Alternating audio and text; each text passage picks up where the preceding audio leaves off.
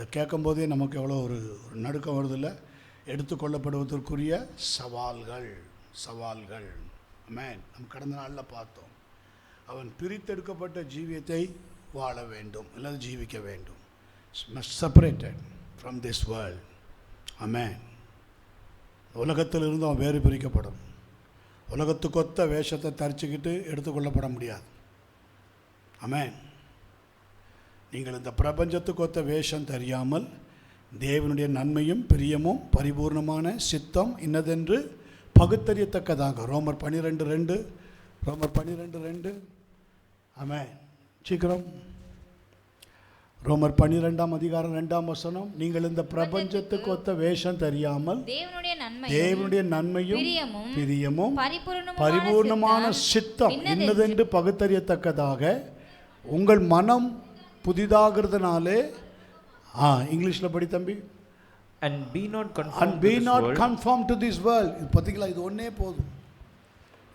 போதும். Be not conformed to this world. இந்த உலகத்துக்கும் உங்களையும் கன்ஃபார்ம் பண்ணிக்காதீங்க. இந்த உலகம் எனக்குரியது, நான் இந்த உலகத்துக்குரியவன் அல்ல. நீங்கள் பரலோகத்துக்குரியவர்கள். பரலோகம் உங்களுக்குரியது. ஆமென். எவன் பேதையோ அவன் இவ்விடம் வரட்டும் தான் ஆண்டவர் சொல்கிறார். இன்னசென்ட். ஆமென். அப்போ இங்கிலீஷில் படிப்பா. But be transformed by the renewing of your mind. இது தினம் நீங்கள் பண்ணணும். இந்த உலகத்தோடு நம்ம கலக்கக்கூடாது. இந்த உலகம் நம்மளை மிங்கிள் பண்ணுறதுக்கு என்னென்னவெல்லாம் செய்யும், என்னென்ன காரியத்தெல்லாம் பண்ணும், உங்களை இழுக்கிறதுக்கு பல விதத்தில் பண்ணணும். ஆமென். நீ கூட நம்ம காலில் பார்த்தோம். அப்போஸ்தலர் 7:51 நீங்களும் உங்கள் பிதாக்களைப் போல பரிசுத்தாவிக்கு எதிர்த்து நிற்கிறீர்கள். இந்த பரிசுத்த நடத்தைக்கு, பரிசுத்த பேச்சுக்கு, பரிசுத்த சிந்தனைக்கு எதிர்த்து நிற்கிற யாருமே இந்த உலகத்துக்கு ஒருத்தவங்க தான். அவங்க சபையில் இருந்தாலும் சரி, பேருக்கு சபையில் வருவாங்க, பேருக்கு சபையில் கொண்டு வரும் பிசாசு, கொண்டு வந்து ஒரு ஏஜெண்டாக வைக்கும் சபையில். உண்மை, பேருக்கு ரட்சிப்பை கொடுக்கும். அவங்க உண்மையிலே ரட்சிக்கப்பட்டிருக்கலாம். ஆனால் இந்த வசனத்தின்படி உலகத்தோடு அவங்க வேறு பிரித்து வாழ பிரியப்படாமல் உலகத்தோடே மிங்கிளாய் ஜீவிக்கணும். உலகமும் எனக்கு வேணும், சபையும் எனக்கு வேணும். அது ஒரு நாளும் நடக்காது. அங்கே ஜெயிக்கிறது யாருன்னா டெவில். அதனால தான் கொஞ்ச நாளில் அவங்க சாயை வெளிப்பட்டுரும். இது உண்மை. நான் இதுக்கு சொல்லலை. அனனியா சப்பீரால் பாருங்கள், இன்றைக்கி காலையில் பார்த்தோம். அவங்க சபைக்கு ஒரு பில்லராக இருந்தவங்க, ஒரு தூணாக இருந்தவங்க. ஆமாம், அவங்க வீட்டில் ஜெப கூடுகள்லாம் நடந்திருக்கு, சும்மா இல்லை. ஆனால் பாருங்கள், பரிசுத்தாவின் இடத்துல பொய் சொல்லும்படி சாத்தான் உன் இருதயத்தை நிரப்பினது என்ன? ஆமென். சாத்தான் நம்மளை நிரப்பிடுச்சுனாலே ஈஸியாக தெரிஞ்சுக்கலாம். இந்த பிரபஞ்சத்துக்கு ஒத்த வேஷம் நமக்கு வந்துடும். அதுக்காக நம்ம என்ன வேணாலும் செய்கிறதுக்கு ரெடியாக இருப்போம். இந்த பிரபஞ்சத்துக்கு ஒத்த வேஷம் நம்மக்கிட்ட வந்துட்டா, அந்த வேஷத்தை போட்டுட்டா, ஆமென், அந்த வேஷத்துக்காக எல்லாம் செய்வோம். ஒரு மனுஷன் ஒரு வேஷம் போட்டான்னு வைங்களேன், ட்ராமாவில் வேஷம் போட்டால் அந்த வேஷம் மாதிரியே மாறிடுவான். பார்த்துருக்கீங்களா? அந்த வேஷம் மாதிரியே மாறிடுவான். மாறினா தான் அந்த வேஷத்துக்கு அந்த ட்ராமா நல்லாயிருக்கும், அந்த நாடகமே நல்லாயிருக்கும். அந்த வேஷம் மாதிரியே மாறணும். இப்போ ஒரு ஒரு ஒரு ஒரு 15 வயசு பொண்ணில் ஒரு 15 வயசு பொண்ணு பையனோ ஒரு 70 வயசு தாத்தா வேஷம் போட்டால் அவன் பேச்சு எப்படி இருக்கணும்? 70 வயசு ஆள் மாதிரி தான் இருக்கணும். 15 வயசு மாதிரிலாம் பேசினா எடுபடாது அந்த வேஷத்துக்கும் அதுக்கும். ஸோ அதுதான் சொல்கிறேன், அந்த வேஷம், இப்பிரபஞ்சத்துக்கு ஒத்த வேஷம் தெரியாமல் தேவனுடைய நன்மையும் பிரியமும் பரிபூர்ணமான சித்தம் என்னதென்று பகுத்தறியத்தக்கதாக உங்கள் மனம், ஆமென், உங்கள் மனம் புதிதாகிறதுனாலே, but be transform by the renewing of your mind. ஆமென். இது மஸ்ட். நம்ம மைண்ட் ரெனியூ ஆகணும். அது இந்த மைண்ட் நமக்கு ரெனியூ ஆகணும்னா நம்ம என்ன செய்யணும்? இன்றைக்கி கர்த்தர் நம்மோடு கூட பேசுகிறார். ஆமென். ஆமென். He is to abide. ஆமென். அபைட்னா என்னதுமா? பற்றிக்கொள். யாரை? கர்த்தரை. உலகத்தை பற்றிக்கக்கூடாது. ஆமென். அப்போ தான் ரகசிய வருகையில், தேவனுடைய வருகையில் நம்ம எடுத்துக்கொள்ளப்படுவோம். ஆமென். அந்த சேலஞ்சை நம்ம ஃபேஸ் பண்ணுறதுக்கோ, அந்த சேலஞ்சை நம்ம தாண்டி வர்றதுக்கோ, ஜெயிக்கிறதுக்கோ கர்த்தர் நமக்கு பலன் தரணும்னா we must abide Jesus. 1 யோவான் 1ஆம் அதிகாரம், அதுக்கு முதல் ஸ்டெப் என்னன்னா 1 யோவான் 1ஆம் அதிகாரம் 9ஆம் வசனத்தை வாசி. இதான் பாவமில்லாத அப்போஸ்தலனும் கிடையாது, பாவமில்லாத பாஸ்டரும் கிடையாது, பாவமே இல்லாத ஒரே ஒரு நபர் இயேசு. கரங்களை வைத்தால் இல்லையா சொல்லுங்க. ஆமென். நம் பாவங்களை நாம் அறிக்கையிட்டார், பாவங்களை நமக்கு மன்னித்து எல்லா நியாயத்தையும் நீக்கி நம்மை சுத்திகரிக்கிறதற்கு அவர் உண்மையும் நீதியும் உள்ளவராக இருக்கிறார். ஆமென். இந்த அபைடில் முதல்ல அதான், அவர்கிட்ட வரணும், அவர்கிட்ட நெருங்கணும். ஆமென். we must confess our sins. கன்ஃபஸ்க்கு மூல பாஷையில் எப்படி போட்டிருக்குன்னா ஹோமோலஜியோ, டு அக்ரி வித், அதோடு கூட அக்ரியாக இருக்கணும். ஆமென். ஆண்டவரே, அந்த உலகத்துக்கு ஒத்த காரியத்தில் மாட்டிக்கிட்டேன், உலகத்துக்கு ஒத்த காரியத்தில் சிக்கிக்கிட்டேன், இதிலிருந்து நான் வெளியே வரணும், ப்ளீஸ் செப்பரேட் மீ, என்னை இதிலிருந்து பிரியும், என்னை இதிலிருந்து விடுவியும். ஆமென். ஒரு காலத்தில் பாஸ்டருடைய பிளட்லலாம் ஆல்கஹாலும் ட்ரக்கும் தான் கலந்துருது. டி அடிக்ஷனுக்கு போகும்போதெல்லாம் பாட்டிலாக குளுக்கோஸ் ஏற்றி வெளியேற்றுவாங்க.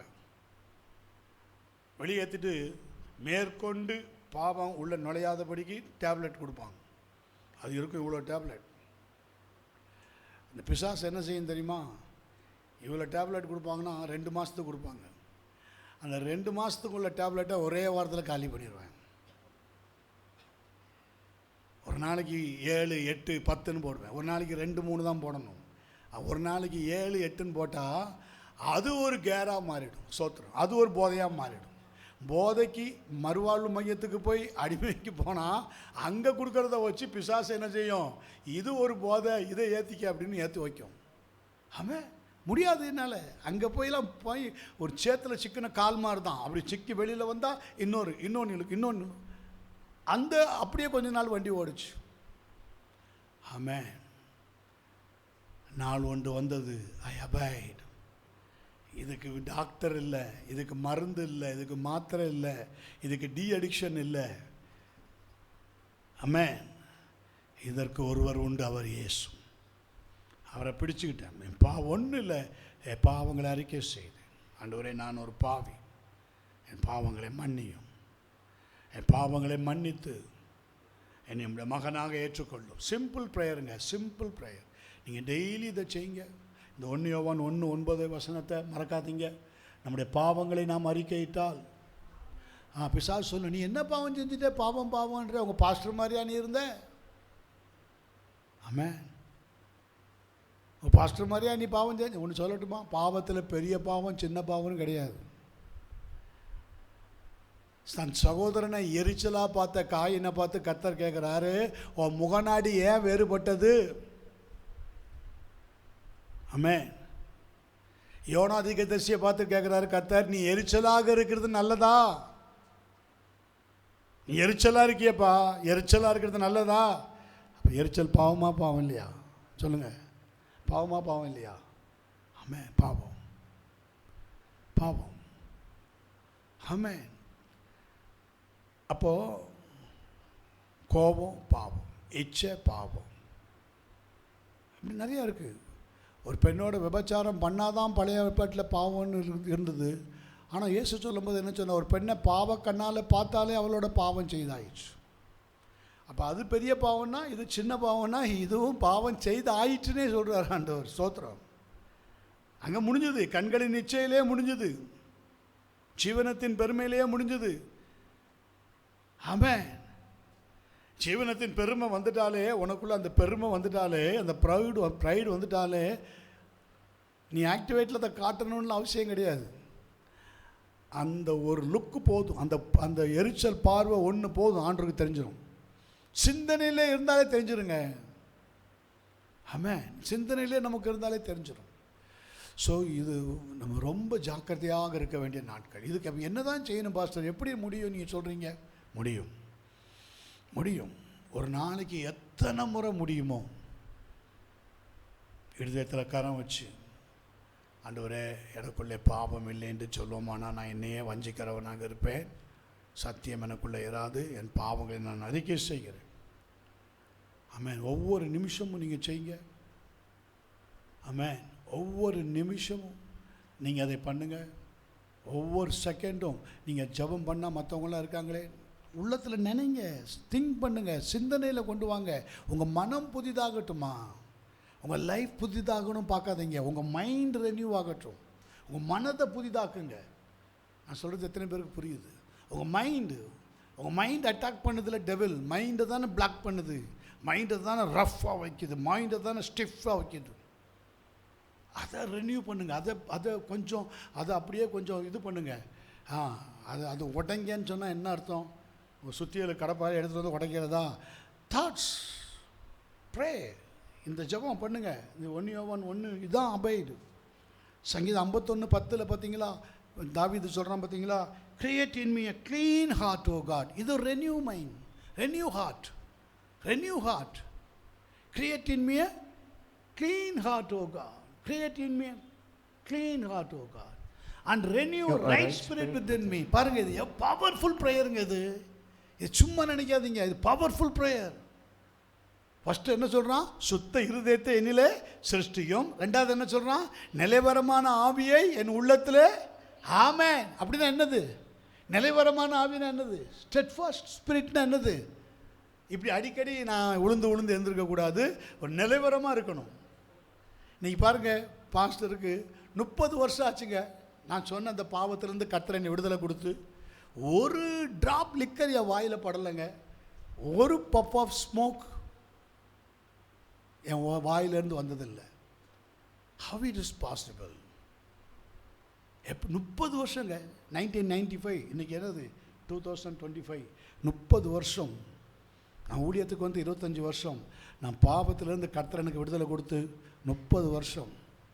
30 வருஷம் நான் கம்பீரமாக சொல்ல முடியும், தைரியமாக சொல்ல முடியும். தைரியமாக நானாக விரும்பியும் போல பிசாசு என் வாயை திறந்தும் ஊற்றலை. ஸ்மோக்கை கொண்டு வந்து பிடி பிகாஸ் ஸ்டெட்ஃபாஸ்ட் ஸ்பிரிட். இதுதான் உங்களுக்கு சொல்ல வரேன். இதான் பைடு. அவரையே பற்றியிருக்கணும். கர்த்தர் உங்கள் மைண்டில் எப்போவுமே ஏசப்பா நீங்கள் இருக்கீங்க, ஏசப்பா நீங்கள் இருக்கீங்க, எனக்கு கூட நீங்கள் இருக்கீங்க, என்னை வலுவாதபடி காக்க நீங்கள் இருக்கீங்க. பிசாசு என்னை குறித்து ஒரு திட்டம் வச்சுருக்கலாம், அது எனக்கு நல்லா தெரியுது. நான் விழுந்துடணும்னு பயமாக இருக்குது. நான் போகிற போக்கு எனக்கே தெரியுது. எல்லாத்துக்கிட்டையும் சோஷியலாக பழகுறேன், எல்லாத்துக்கிட்டையும் நல்லா ஃப்ரெண்டாக பேசுகிறேன். ஆனால் யாருக்குள்ளே என்ன இருக்குன்னு எனக்கு தெரியாது, எங்கே பிசாசு எனக்கு கண்ணி வச்சுருக்குன்னு தெரியாது. ஸோ இதையெல்லாம் நான் அறிந்து கொள்ளத்தக்கதாக எனக்கு ஒரு ஞானம் உள்ள இருதயத்தை தாரும். எங்கே பிசாசு கண்ணி வச்சுருக்கு, எங்கே டேப் எனக்கு வச்சுருக்கு, அதை பார்க்க எனக்கு கண்களை தாரும். கேளுங்க, வாலிப பிள்ளைங்க நீங்கள் கேட்டு பாருங்கள். நான் வாலிப வயசில் தான் விழுந்தேன், வாலிப வயசில் தான் என்னை எழுப்பினார். உண்மை. அதே வாலிப வயதில் தான் கர்த்தர் என்னை எழுப்பினார். வாலிப வயசில் நான் விழுந்த பாவத்தை வந்து ஆஃப்டர் கெட் மேரீடு என்னை எழுப்பலை, before I get married. Yes yes new life, marriage லைஃப்குள்ளே போகிறதுக்கு முன்னாடி ஊழியத்துக்கு, அதனால தான் 5 வருஷம் கேப் கொடுத்தார். இந்த 5 வருஷம் என்னை என்ன பண்ணார்? ஸ்டெட்ஃபாஸ்ட் ஸ்பிரிட், ஒரு நிலைவரமான ஆவியில் என்னை நடத்தினார். பிகாஸ் நான் ரொம்ப வீக்கான மனிதன், நல்லா தெரிஞ்சுக்கணும். நான் ரொம்ப வீக்கான மனிதன், எளிதில் பாவங்களுக்கு பயப்படுகிற நபர், எளிதில். எங்கள் டீம்லே நான் ரொம்ப வீக். ஆமென். அப்போ கர்த்தருக்கு தெரியும் நீங்கள் எப்படிப்பட்ட வீக், நீங்கள் எவ்வளோ பலவீனம். ஆமென். அப்போ கர்த்தர் உங்களை என்ன செய்வார் தெரியுமா? அதுக்கேற்ற மாதிரி ப்ராக்டிஸ், அதுக்கேற்ற மாதிரி. நீங்கள் கூட பாருங்கள், சில சப்ஜெக்டில் நீங்கள் ரொம்ப வீக்காக இருந்தீங்கன்னா அதுக்குன்னு நீங்கள் ஒரு எஃபர்ட் எடுத்து படிப்பீங்க, அதுக்குன்னு ஒரு எப்படியாவது படிக்கணும், எப்படியாவது இந்த பாஸ் ஆயிடணும். ஆமென். என் மகன் காலேஜ் படிப்பை காட்டிலும் இப்போ ஒரு கோர்ஸ் எடுத்திருக்கான், 8 மணி நேரம் படிப்பான். ஆச்சரியமாக இருக்கும், எப்படா அவன் 8 மணி நேரம் படிக்கிறான்? எப்படியாவது ஜெயிக்கணும், எப்படியாவது அது எடுக்கணும், எப்படியாவது இது இருக்கணும். அவன் கேட்டால், என்னப்பா 8 மணி நேரம் தொடர்ந்து படிச்சுட்டே கிடக்குறியா, என்னது உனக்கு என்ன மைண்டுக்கிட்டு குழம்பிட போகுதுப்பா, இப்படி படித்தா தான் இதை பாஸ் பண்ண முடியும். அதுவும் நிச்சயம் கிடையாது. எப்படி இருக்குது பார்த்தீங்களா? ஒரு உலக பிரகாரமான படிப்புக்கு இவ்வளோ எஃபர்ட் நம்ம எடுக்கணும், இவ்வளோ எஃபர்ட் போடணும். உண்மைதானா? படிக்கிறவங்க நிறையா இருக்கீங்கள, உண்மைதானே? இது உண்மைதான். அடுத்தது நம்முடைய ஸ்பிரிச்சுவல் ஆவிக்குரிய வாழ்க்கையில் வந்தால் நம்ம அதை அசால்ட்டாக போகக்கூடாது. அதையும் பார்க்கணும், இதையும் பார்க்கணும். ஆமென். ஸோ வேதம் நமக்கு என்ன சொல்லுகிறது?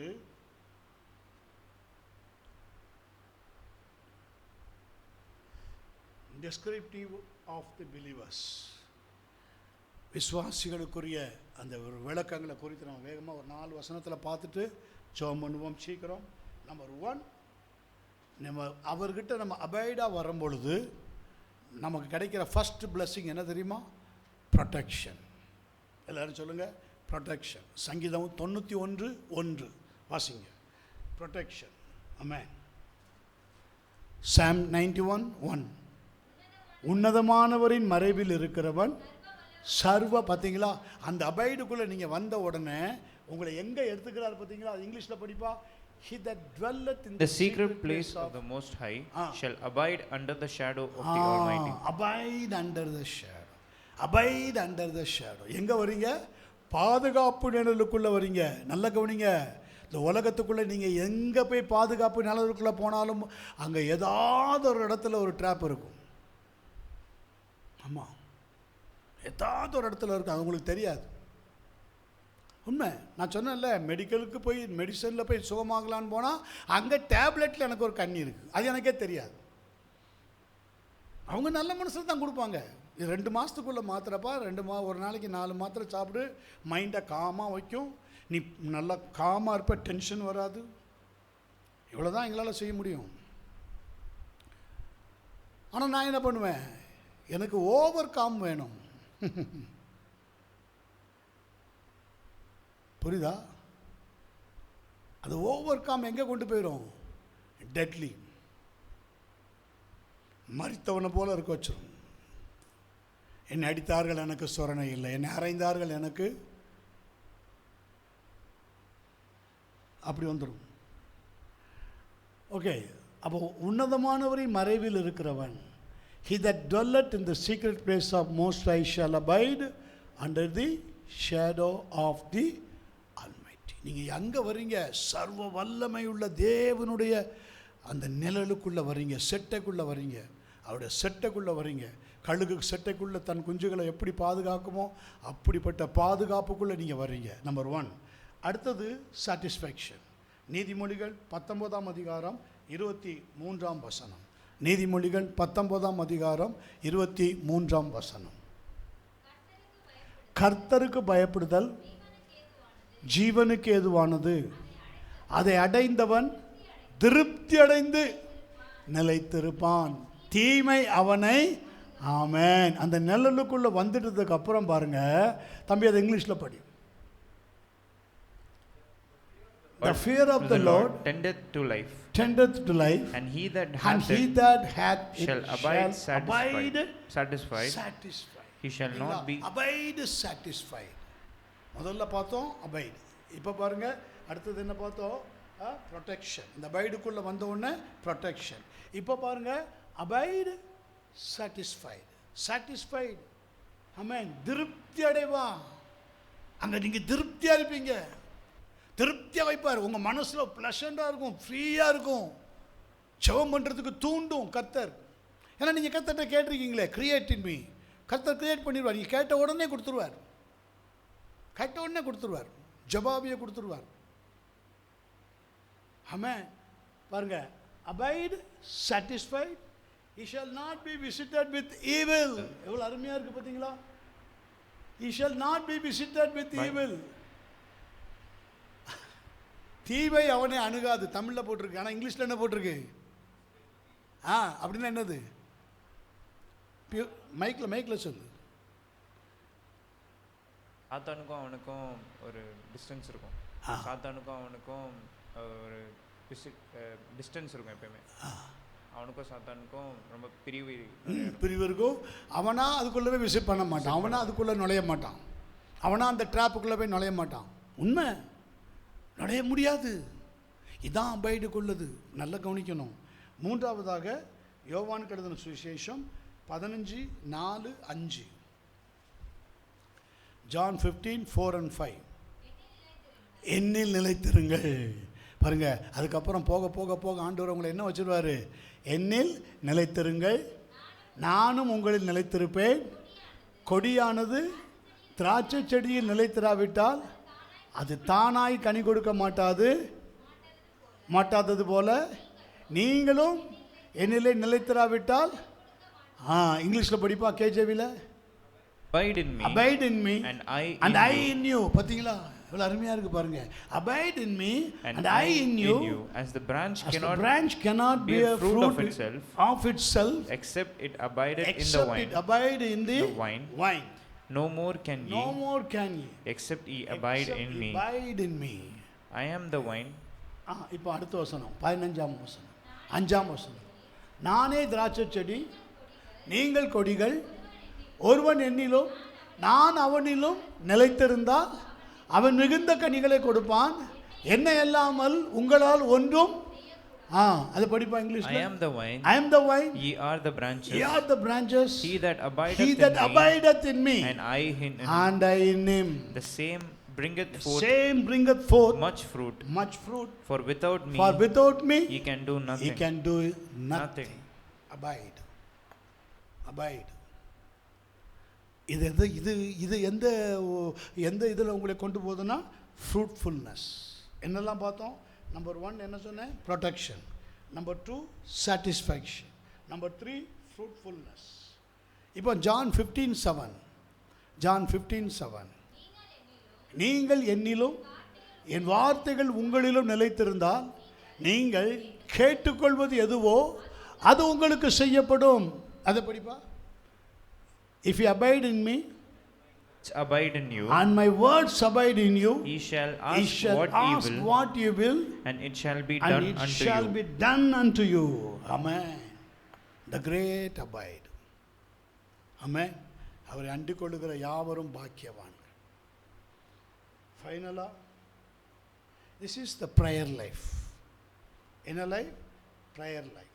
John 15:7 பார்த்தோமே, நீங்கள் என்னிலும் என் வார்த்தைகள் உங்களில் நிலைத்திருந்தால் நீங்கள் கேட்டுக்கொள்வது எதுவோ you shall ask what you will. ஆமென். உங்கள் சித்தத்தின்படி நீங்கள் கேட்குறீங்கல்ல, செவிக்கிறீங்களே, அதான் ப்ரேயர். கேட்டுக்கொள்வதுங்கிறது எது? ப்ரேயர். கேட்டுக்கொள்வதுங்கிறது என்னது? ப்ரேயர். எஸ், ப்ரேயர் லைஃப் தன்னால் வந்துடுங்க, தன்னால் வந்துடும். அடுத்ததாக 1 யோவான் 2:28 படிங்க. 1 John 2:28. இப்படி இருக்க பிள்ளைகளே, First John.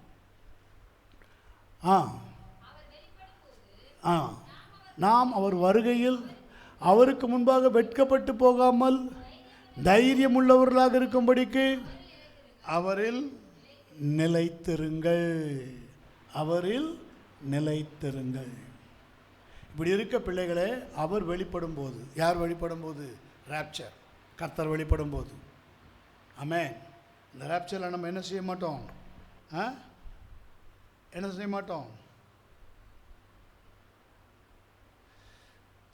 சவாலே இருக்காது. அவர் வெளிப்படும் போது நாம் அவர் வருகையில் அவருக்கு முன்பாக வெட்கப்பட்டு போகாமல் தைரியம் உள்ளவர்களாக இருக்கும்படிக்கு அவரில் நிலைத்திருங்கள். இது எதை குறிக்குது? இங்கிலீஷில் படி.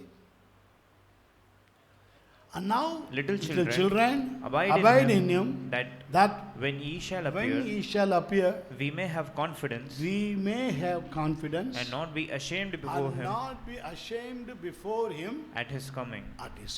இது எதை குறிக்குதுன்னா அஷூரன்ஸ். அஷூரன்ஸ்னால் என்னது? அஷூரன்ஸ்னால் என்னது? நிச்சயப்படுத்தப்பட்ட ஒன்று. எடுத்துக்கொள்ளப்படுவது நிச்சயம். பரலோகம் எனக்கு நிச்சயம். எடுத்துக்கொள்ளப்படுவது நிச்சயம். ஆமென்.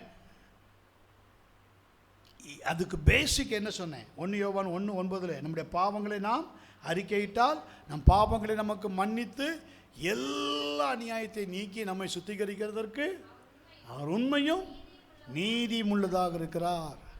அப்போ நம்ம என்ன செய்யணும்னா, number 1 protect is the protection, number 2 satisfaction, number 3 fruitfulness, number 4 prayer life, number 5 assurance. நிச்சயம். ஜோமனோமா கத்தாவே, இப்படிப்பட்ட நிச்சயத்தோடு கூட நம்முடைய பிள்ளைகள் இந்த நாளில் இந்த வாலிப கூடுகையில் ஆவியில் நிறைந்து, ஆவியில் ஆராதித்து, ஆவியில் கர்த்தரை மகிமைப்படுத்தி, இந்த வார்த்தைகளை கேட்டு இந்த அபைடு நிலைத்திருக்கிற மேன்மை, ஜெபத்தில் நிலைத்திருந்து, சத்தியத்தில் நிலைத்திருந்து, அன்பில் நிலைத்திருந்து, பரிசுத்தத்தில் நிலைத்திருந்து, சத்திய வசனத்தில் நிலைத்திருந்து, தாகத்தோடு உம்முடைய சமூகத்தை நோக்கி பார்க்க நம்முடைய பிள்ளைகளுக்கு பலன் கொடும். Create in them new heart. Fill us with your mighty power. இயேசு கிறிஸ்துவின் நாமத்தினால் ஜெபிக்கிறோம். ஜெபங்கேளும் ஜீவனுள்ள நல்ல பிதாவே, ஆமென். ஆத்துமாவே கர்த்தரை ஸ்தோத்திரி. முழு உள்ளமேடைய பரிசுத்த நாமத்தை ஸ்தோத்திரி. ஆத்துமாவே கர்த்தரை ஸ்தோத்திரி. செய்த சகல நன்மை உபகாரங்களையும் ஒருபோதும் மறவாது.